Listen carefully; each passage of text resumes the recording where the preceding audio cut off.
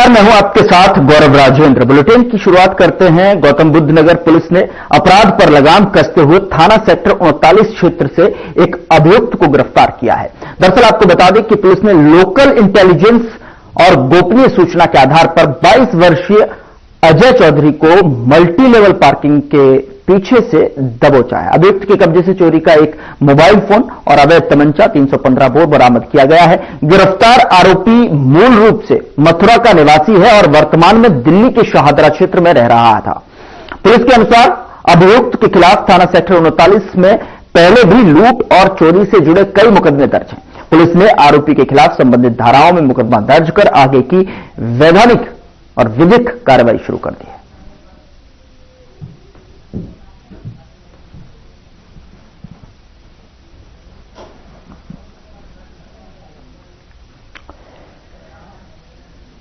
उधर मुख्यमंत्री योगी आदित्यनाथ 2 दिवसीय दौरे पर गोरखपुर पहुंचे, जहां पर उन्होंने गोरखनाथ मंदिर में गुरु गोरक्षनाथ की पूजा अर्चना की। साथ ही अपने गुरु महंत अवैधनाथ के समाधि स्थल पर जाकर उनका आशीर्वाद लिया।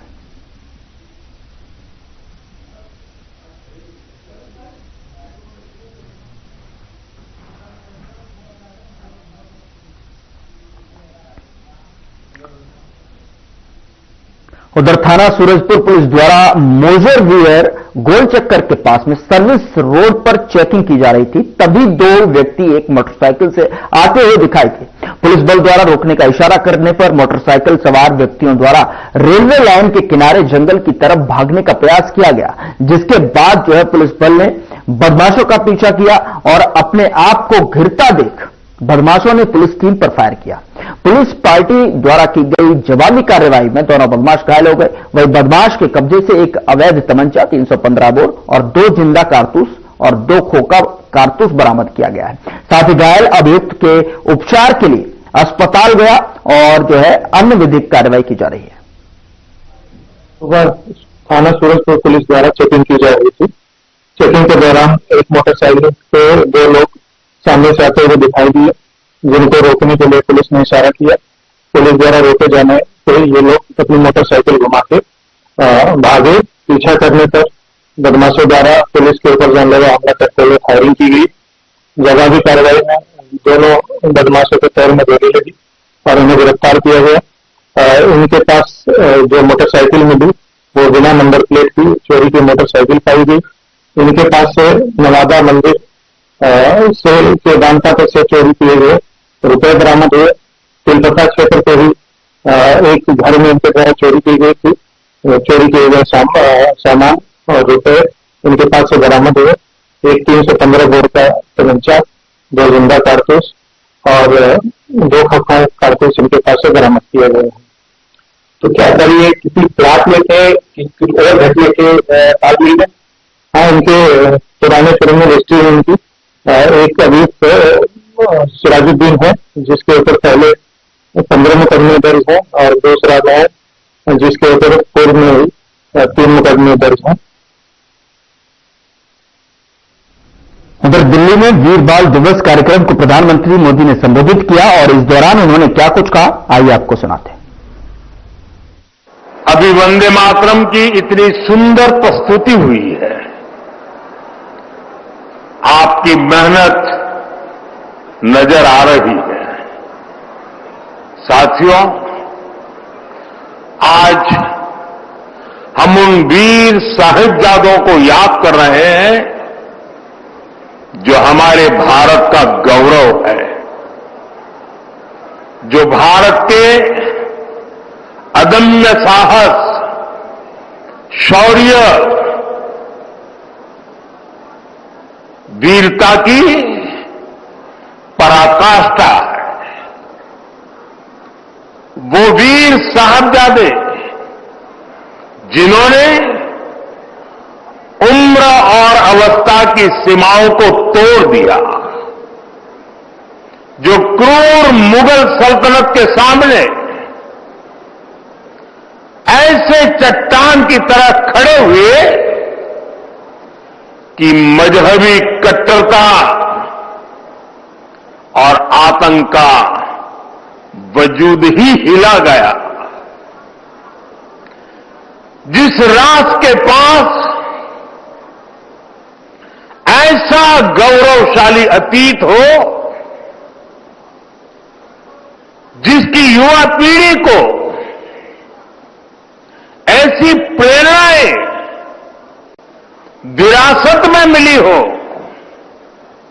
वो राष्ट्र क्या कुछ नहीं कर सकता। साथियों, जब भी 26 दिसंबर का ये दिन आता है तो मुझे ये तसल्ली होती है कि हमारी सरकार ने साहिबजादों की वीरता से प्रेरित वीर बाल दिवस मनाना शुरू किया। बीते 4 वर्षों में वीर बाल दिवस की नई परंपरा ने साहिबजादों की प्रेरणाओं को नई पीढ़ी तक पहुंचाया है। वीर बाल दिवस ने साहसी और प्रतिभावान युवाओं के निर्माण के लिए एक मंच भी तैयार किया है। हर साल जो बच्चे अलग अलग क्षेत्रों में देश के लिए कुछ कर दिखाते हैं, उन्हें प्रधानमंत्री राष्ट्रीय बाल पुरस्कार से सम्मानित किया जाता है। इस बार भी देश के अलग अलग हिस्सों से आए 20 बच्चों को ये पुरस्कार दिए गए हैं। ये सब हमारे बीच में है। अभी उनसे काफी गप्पे गोष्ठी करने का मौका मिला और इनमें से किसी ने असाधारण बहादुरी दिखाई है, किसी ने सामाजिक सेवा और पर्यावरण के क्षेत्र में सराहनीय काम किया है। इनमें से कुछ विज्ञान और टेक्नोलॉजी में कुछ इनोवेट किया है, तो कई युवा साथी खेल, कला और संस्कृति के क्षेत्र में योगदान दे रहे हैं। मैं इन पुरस्कार विजेताओं से कहूंगा, आपका ये सम्मान आपके लिए तो है ही, ये आपके माता पिता का, आपके टीचर्स और मेंटर्स का, उनकी मेहनत का भी सम्मान है। मैं पुरस्कार विजेताओं को और उनके परिवारजनों को उज्जवल भविष्य के लिए अनेक अनेक शुभकामनाएं देता हूं।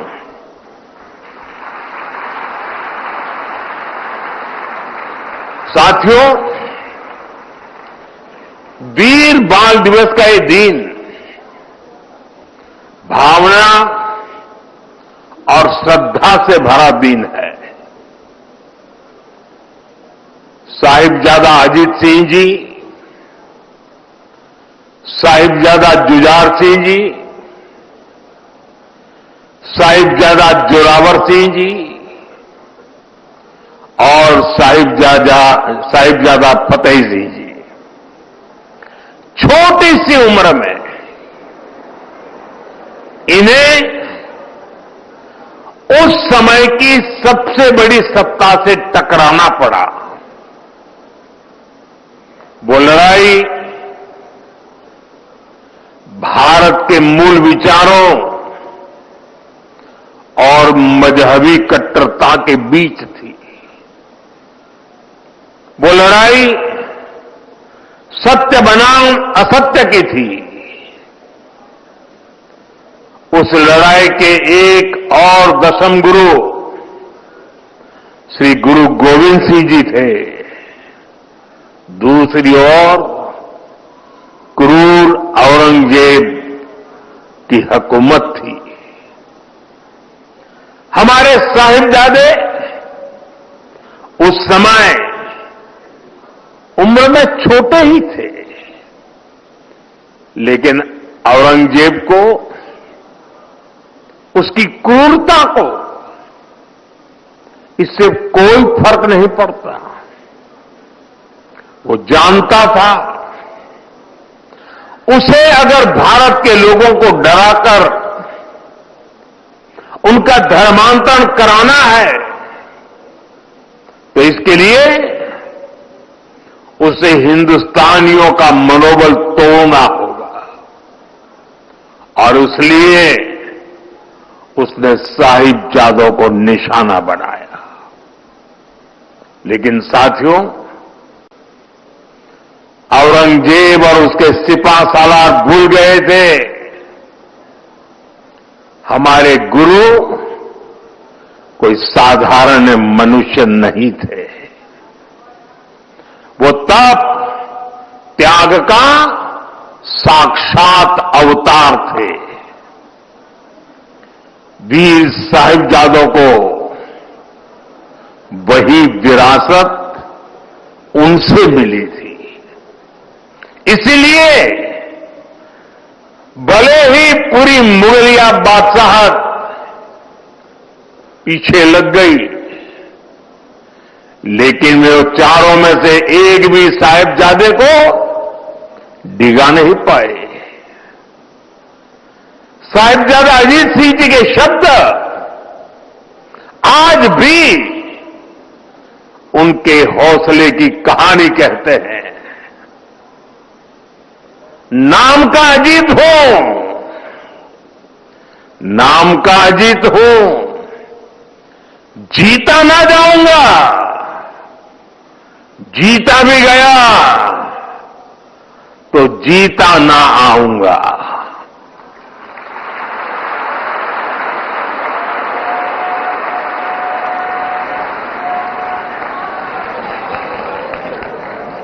साथियों,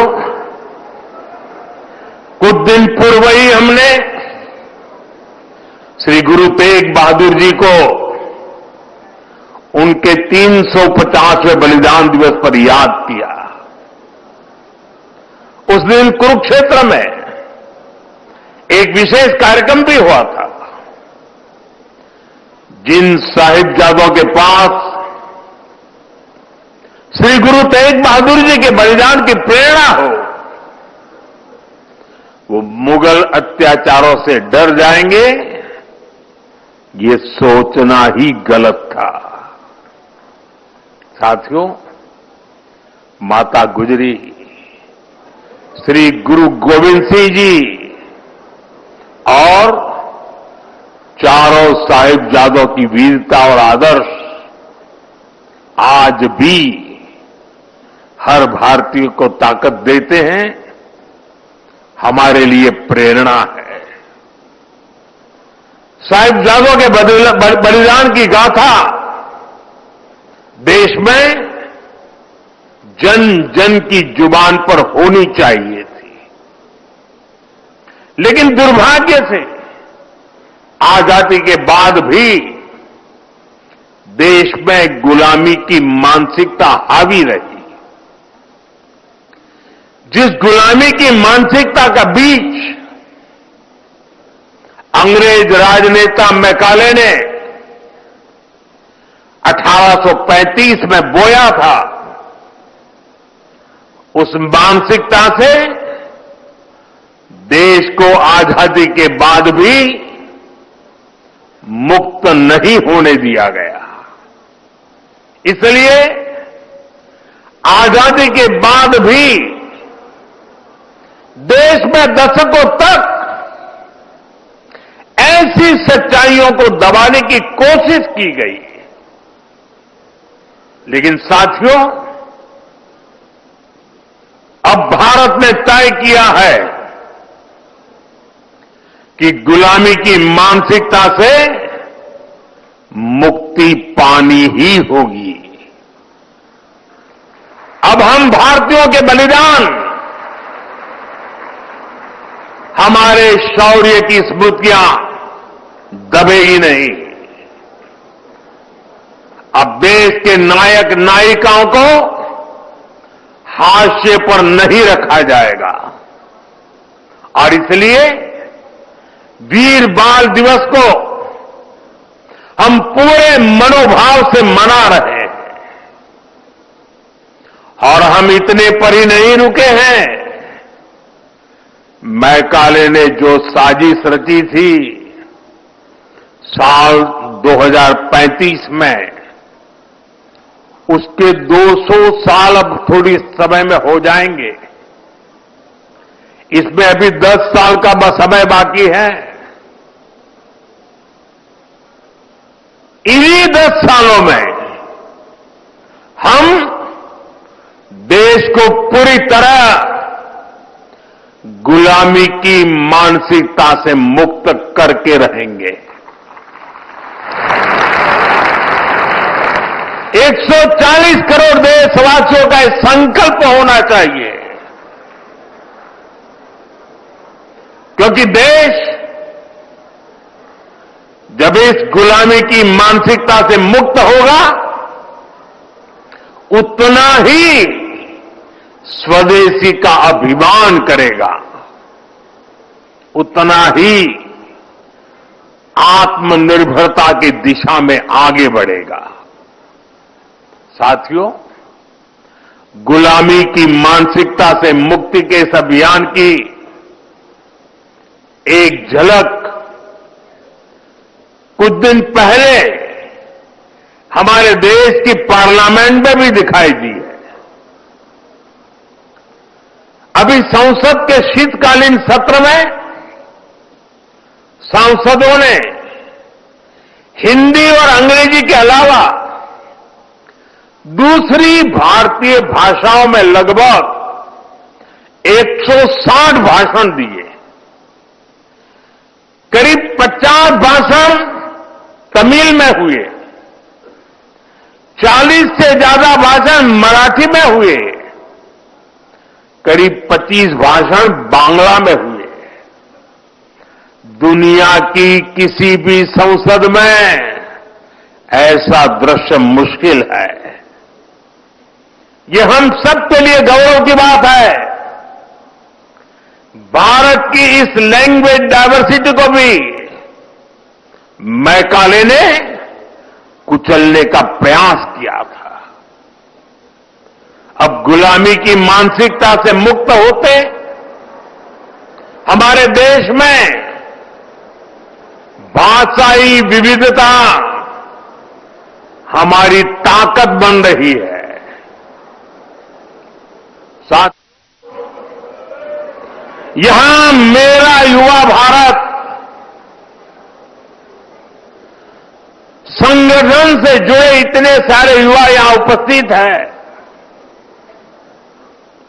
एक तरह से आप सभी जैन जी हैं।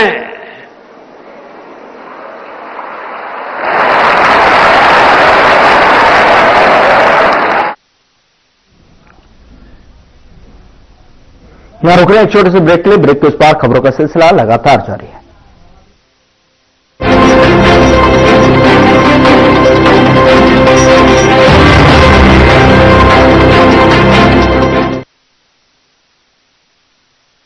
कुछ लोग खाते पीते तो बहुत बढ़िया हैं, पर फिर भी उनकी सेहत नहीं बनती। पिचके हुए गाल हैं, हड्डियां निकली हुई हैं, पैंटें ढीली हैं, कपड़े जचते नहीं, कोई पर्सनैलिटी नहीं। ऐसे लगता है इधर से खाए जा रहे हैं, उधर से निकले जा रहा है, क्योंकि उनका पाचन तंत्र खराब है। और जब तक के पाचन तंत्र दुरुस्त नहीं होगा, वो जितना मर्जी अच्छे से अच्छा खा ले, उनकी सेहत नहीं बन सकती। इसलिए हमारी संस्था सन्यासी आयुर्वेदा ने एक ऐसी दवा का निर्माण किया है जो कि आपके लिवर को, आपके पाचन तंत्र को दुरुस्त करने का काम करती है, ताकि आप जो भी खाएं उसका पूरे का पूरा निचोड़ आपके शरीर को लगे, आपकी भूख बढ़े, खाया पिया सही से लगे, नया खून बने, हड्डियों में जान आए, वजन बढ़े और आप मोटे तगड़े खूबसूरत पर्सनैलिटी के मालिक बन जाए। सिर्फ 655 रुपए की पूरे 1 महीने की दवा होती है और आप इसे घर बैठे 011-45454545 पर फोन करके दवा मंगवा सकते हैं।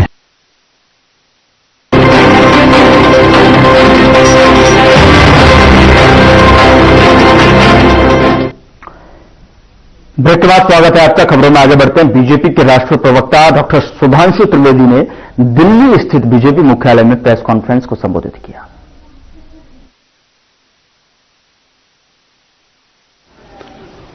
और किस दृष्टि के साथ आगे बढ़ रहा है, अथवा उस भारत की पहचान और स्वरूप क्या होगा, इसका बहुत महत्व इसलिए भी बढ़ जाता है कि माननीय प्रधानमंत्री जी ने कल ही यह घोषणा की थी कि 1 वर्ष तक श्री सोमनाथ मंदिर के विध्वंस के 1000 वर्ष पूर्ण होने के बाद जो उसके गौरव की पुनर्प्रतिष्ठा हुई थी, उसके उत्सव के रूप में इसे मनाया जाएगा।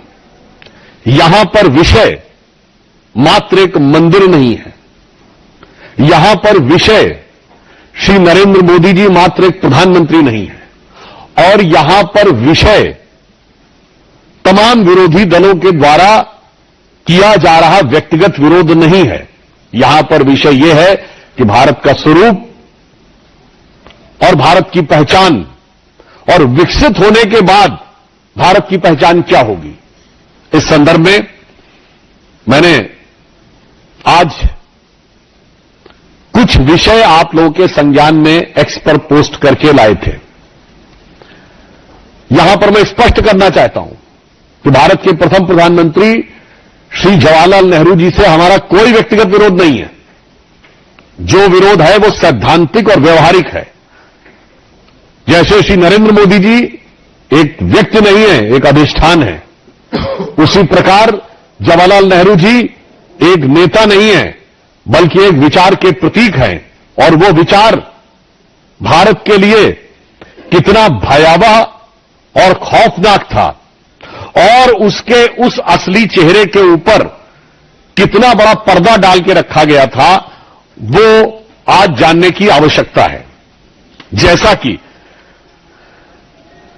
आप सबने देखा होगा कि बहुत ही दुखद बात है कि अप्रैल 1951 में जवाहरलाल नेहरू जी पाकिस्तान के तत्कालीन प्रधानमंत्री को पत्र लिखते हैं।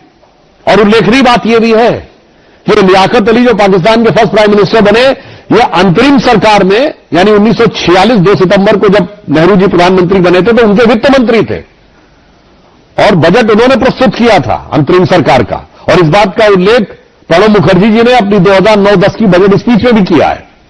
उनके लिए लिखते हैं माई डियर नवाबजादे, यानी वो डियर भी हैं और नवाबजादे भी हैं। सम्मान से अभिभूत होकर वो ये कह रहे हैं कि मैं ये बात स्पष्ट करना चाहता हूं कि जो सोमनाथ का मंदिर में हो रहा है वो बिल्कुल गलत है, उसको लेकर कोई प्रचार दुष्प्रचार नहीं करना चाहिए। और इसके अलावा उसमें एक लाइन वो कह रहे हैं जो मैं आपके सामने रिपीट करना चाहता हूं, the story of the gates of Somnath temple being brought back to India from. फिलहाल बुलेटिन में इतना ही। नमस्कार।